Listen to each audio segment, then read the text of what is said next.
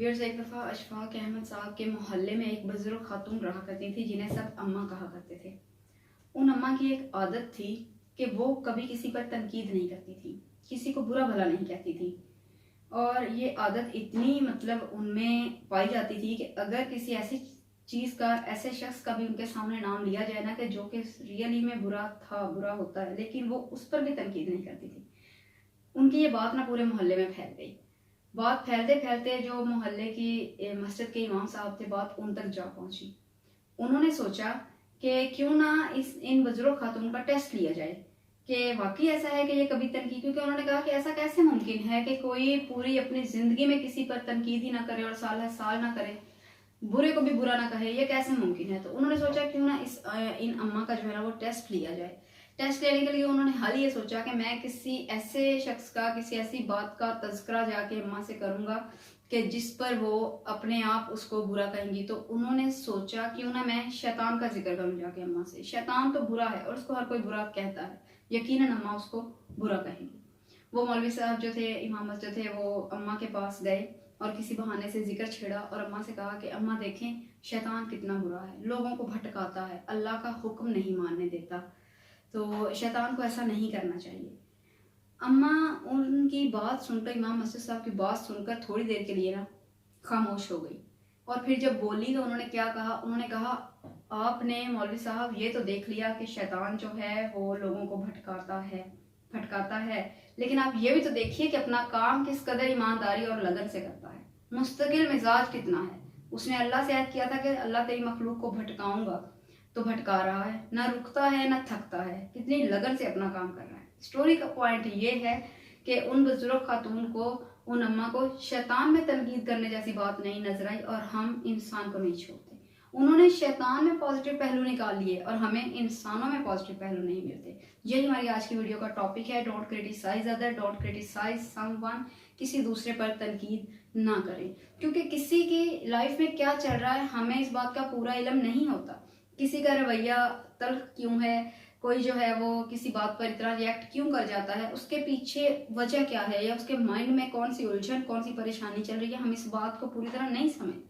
और हम बड़े जो है ना वो प्राउडली अपना ओपिनियन देकर, अपने व्यूज देकर कि ये ऐसा है, ऐसा ऐसा, और निकल जाते हैं बगैर सोचे कि इसका उस पर क्या असर होगा। तनकीद जो है ना ये देखा जाए तो हर हाल में ये डिग्रेड करने के लिए की जाए या ये बेटरमेंट के लिए की जाए, तनकीद सुनने वाले को वक्ती तौर पर बुरी ही लगती है। तनकीद करने में और इस्लाह करने में बड़ा डिफरेंस है।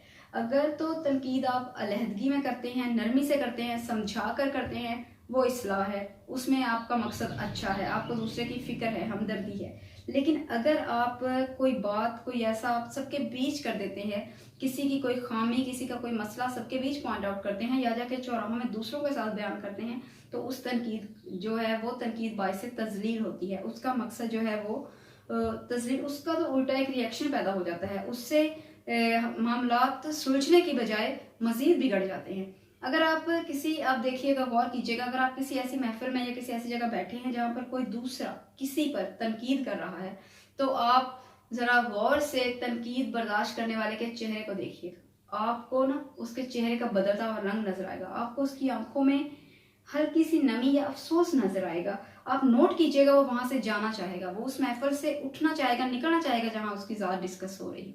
और इसके बरक्स आप उसको देखिएगा जिसने तनकीद की हो, वो किसी फातेह की तरह बैठा होगा, जस्ट लाइक अ कंकर। वो इस बात पे खुश हो रहा कि मैंने बड़ा काम किया, मैंने सीधी गल मुंह पे कर दी। होती है ना कुछ लोगों की आदत होती है कि अपन तो जी साफ गल मुंह से करी दी, हमें तो सीधी बात करने की आदत है।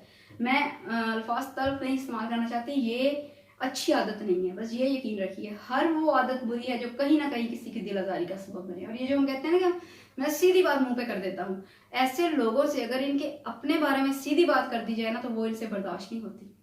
तो ये कोई अच्छी जो है वो आदत नहीं है। साफ गोई में भी इस बात का ख्याल रखना पड़ता है कि अगले की जो है वो दिल आजारी ना हो। आप दूसरों की इस्लाह कर सकते हैं, इस्लाह करना जो है ये अच्छी बात है। इस्लामिक पॉइंट ऑफ व्यू से भी देखा जाए तो अमर बिल मारूफ वगैरह की अगर आप स्टडी करते हैं, डेफिनेशन देखें, तो इस्लाह करना जो है वो ठीक है, लेकिन अंदाज बड़ा मैटर करता है। آپ کا طریقہ کار بڑا میٹر کرتا ہے کہ آپ اصلاح جو ہے وہ دوسروں کی کر کس طرح سے رہے ہیں. اس چیز کو بھی آپ چیک کر سکتے ہیں. اس چیز کو آپ اس طرح چیک کر سکتے ہیں کہ اگر آپ نے کسی کی اصلاح کی ہے, کسی کو کچھ سمجھایا ہے, تو پھر آپ اس کے رویے کو نوٹ کیجئے. اگر تو وہ آپ کے پاس پلٹ کر آتا ہے, آپ سے دوبارہ بات کرتا ہے, آپ کی کمپنی میں رہنا چاہتا ہے, اس کا مطلب ہے کہ آپ کی اصلاح بالکل جو ہے وہ ٹھیک لیول پر جا رہی ہے.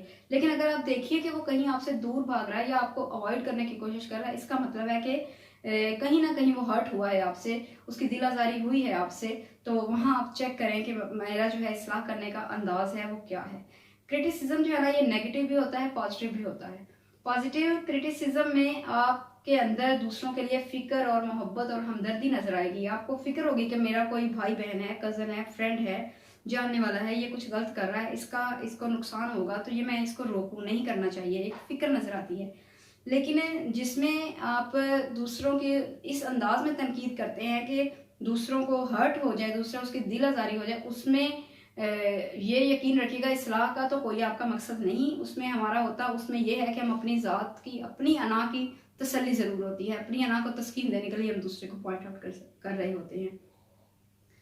اور دیکھیے ہم اپنی اس وجہ سے نا دوسروں پر جو ہم نیگیٹو کرٹیسائز جو دوسروں کرتے ہیں, اس وجہ سے جھگڑے پیدا ہوتے ہیں, اس وجہ سے اختلافات بڑھتے ہیں, اس وجہ سے رشتوں میں دوریاں بڑھتی ہیں, ایسے جھگڑے بڑھتے ہیں. آپ نوٹ کیجیے آپ کی زندگی میں بھی کسی کے ساتھ آپ کا کوئی کلیش, کوئی ایشو چل رہا ہے, یا آپ کی فیملی میں کسی کے ساتھ کوئی جھگڑے چل رہے ہیں. آپ غور کیجیے کہ ہو سکتا ہے ان میں کوئی ایک آدھ ایسا ہو, ایک دو ایسے ہوں گے جو زیادہ سیویئر ہوں یا جن پر زیادہ ٹائم لگ سکتا ہو, لیکن زیادہ تر آپ دیکھیے گا ایسے ہوں گے جن کا حل صرف ایک ملاقات سے, ایک ٹیبل ٹاک سے, حتیٰ کہ بعض جھگڑے تو ایسے ہوتے ہیں جن کا حل ایک مسکراہٹ سے ہی ممکن ہوتا ہے, اور ہم نے فضول ہی اپنی زندگی میں ان کو اتنی اہمیت دے رکھی ہوتی ہے, جبکہ ایک بار ملنے سے ہی ہم ان کو سالو کر سکتے ہیں. لیکن اگر ہم کرنا چاہیں تو خدا را اپنے اندر جو ہے نا تنقید کی کڑواہٹ کو نہ بھرنے دیجیے گا. یہ اسلامک پوائنٹ آف ویو سے بھی تو غلط ہے ہی, لیکن میڈیکل سائنس کہتی ہے کہ یہ غلط ہے. اشفاق احمد صاحب کہتے ہیں کہ میرے معدے کی تکلیف نہیں جاتی تھی تو مجھ سے کسی نے ایسے ہی مجھے صلاح دی, میں نے دوسروں پر تنقید کرنا چھوڑی تو میرا معدے کا السر ٹھیک ہو گیا. یعنی یہ میڈیکلی فزیکلی بھی آپ پر اثر انداز ہوتی ہے. اپنے اندر اس کی کڑواہٹ کو, اس زہر کو نہ بھرنے دیجیے گا. یہ ایک زہر ہے جس کو زبان اگلتی رہتی ہے اور دوسروں کی عزت نفس کو مجروح کر دیتی ہے, دوسروں کی ذات کو زخمی کر دیتی ہے, اور ہمیں احساس تک نہیں ہوتا کہ ہمارے لفظوں کا دوسروں پر کیا اثر ہوا ہے. تو تنقید کرنے میں, اعتراض کرنے میں اور اصلاح کرنے میں ڈفرینس ہے. ہوپفلی آپ اس ڈفرینس کو نوٹ کریں گے, اور آپ جو ہے وہ آپ اپنی ذات کو دیکھیے کہ آپ کس طرح سے دوسروں کے جو ہیں وہ مسائل ان کو پوائنٹ آؤٹ کرتے ہیں, دوسروں کی ذات کو آپ کس طرح سے ڈسکس کرتے ہیں. آپ ایک صبح سے شام میں آپ اس چیز کو اتنے سے پیریڈ میں آپ کو پتہ چل جائے گا آپ دوسروں کے بارے میں کیسی بات کرتے ہیں. اگر آپ کا کسی کے ساتھ کوئی ایسا جھگڑا چل رہا ہے تو آپ اگنور کر دیں, آپ بڑے ہو جائیں گے. آپ جھگڑا چھوڑیں گے, آپ بڑے ہو جائیں گے, آپ کا ظرف بڑا ہو جائے گا, آپ اپنے گھر کے بڑوں سے بھی بڑے ہو سکتے ہیں, آپ کا قد آگے نکل جائے گا, ظرف اور معیار میں آگے نکل جائے گا. تو یہ کوئی اتنا مشکل کام نہیں ہے, صرف ضرورت ہے تھوڑا سا اپنے بیہیویئر پر, اپنے الفاظ پر, اپنی باتوں پر, اپنے انداز پر غور کرنے کی ضرورت ہے. اللہ تعالی ہم سب کا حامی و ناصر ہو, آمین. Thank you.